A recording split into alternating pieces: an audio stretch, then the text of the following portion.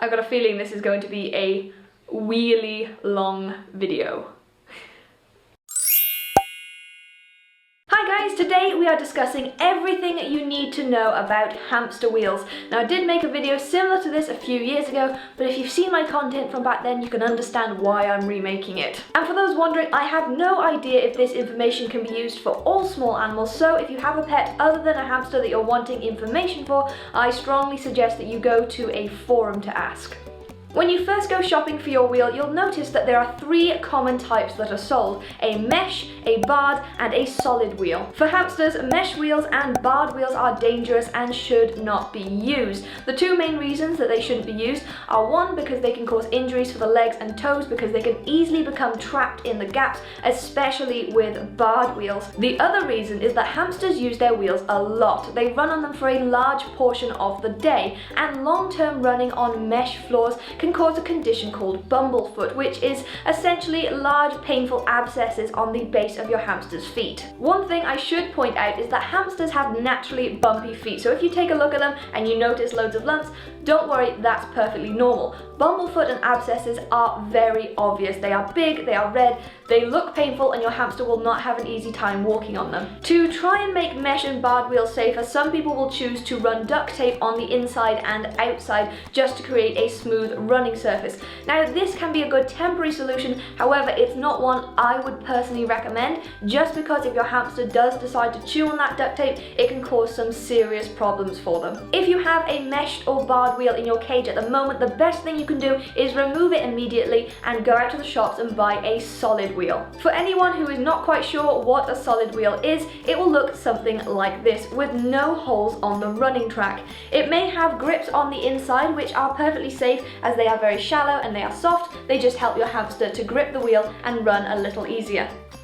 Another thing you should pay attention to when it comes to the safety of your wheel is whether or not yours should have a spindle in it. That's this little sticky out bit in the middle.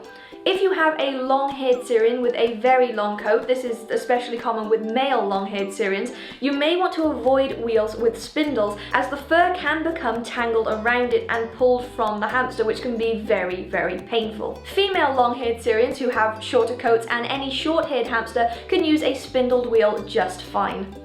Another important safety point with wheels is choosing the right size. If you get a wheel that's too small, this can be very damaging to your hamster's spine, especially if they're using the wheel long term. Unfortunately, finding smaller wheels is a lot easier than finding the right size wheels. Oftentimes when you buy these kit cages, or when you buy any hamster cage, they will come with a standard 5.5-inch wheel, which is too small for the majority of hamsters. The general hamster wheel size guide goes as follows. For Roborowski dwarf hamsters, you may be able to use a 5.5-inch wheel with them, but for most you'll need a 6-inch wheel. For winter white dwarf hamsters and Campbell's dwarf hamsters, anything from a 6-inch to an 8-inch wheel is suitable. For a Chinese hamster, an 8-inch wheel would be best, as they do have quite long bodies and long tails. For a Syrian hamster, you'll need anything from an 8-inch to an 11-inch to a 12-inch wheel. For size reference, this is an 8-inch wheel, this is an 11-inch wheel.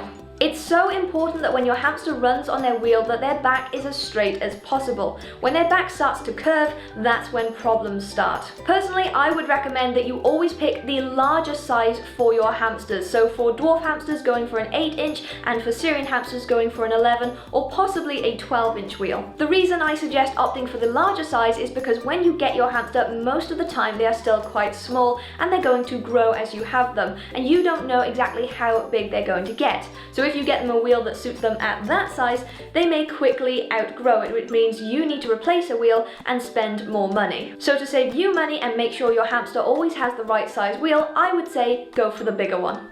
A difficult decision you may find yourself facing when you're picking out a wheel is whether to get a traditional style wheel or a saucer style wheel. Both wheels have their own pros and cons, and different hamster owners have different opinions on them. So the best thing you can do is go to a forum and find out people's individual opinions and why they have those opinions on the wheel. That way you can make your own informed decision. The main point though, whether you offer your hamster a traditional wheel or a saucer style wheel, they both offer your hamster the exact same thing. training, a continuous running space where they can exercise and wear off all of that extra energy. The only big difference between the two is the sizes, whereas with a traditional wheel you may want to pick a 6-inch size for your dwarf. With a saucer wheel you're going to want to go one size up and pick the 8-inch wheel. This is simply because of the design difference.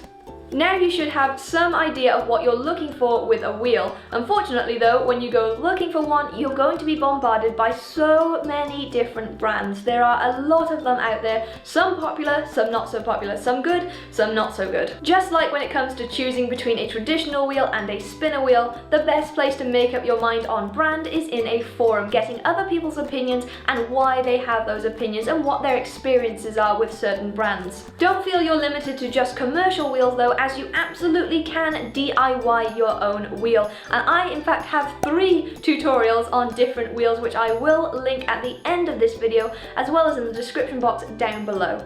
To round off, I'm going to give you a few more bits of information about your hamster's use of wheels and what is normal. The vast majority of hamsters will use wheels and they will use them a lot, especially if you have a smaller sized cage. However, while most hamsters will spend a lot of their time running on their wheel, some individuals won't. There isn't a rule for how much your hamster should use their wheel. That is something you're going to have to learn just by watching your individual hamster. If your hamster is known to use their wheel a lot and suddenly they're not using it, that is something you should keep an eye on, as it may be a cause for concern, and vice versa. If your hamster never uses its wheel and then suddenly uses it a lot, just make note of it. That being said, before you settle on the idea that your hamster is just one of those that doesn't use wheels, make sure the wheel is appropriately sized and also comfortable, because if it isn't, your hamster's not going to want to run on it. Also, if your hamster is known to run on the outside of the wheel, that can also be a sign that the wheel is just too small. If you're housing a pair or group of dwarf hamsters, you need to offer them one wheel each.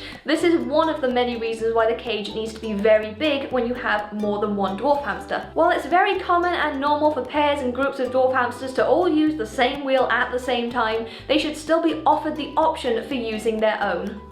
That's pretty much everything you need to know about hamster wheels, so now you should have all the information and tools you need to pick out the right one for your hamster. If you enjoyed this video, please don't forget to leave a thumbs up. You can also share it with your friends and subscribe to the channel if you haven't already. Thank you so much for watching, and I'll see you next time. Bye bye!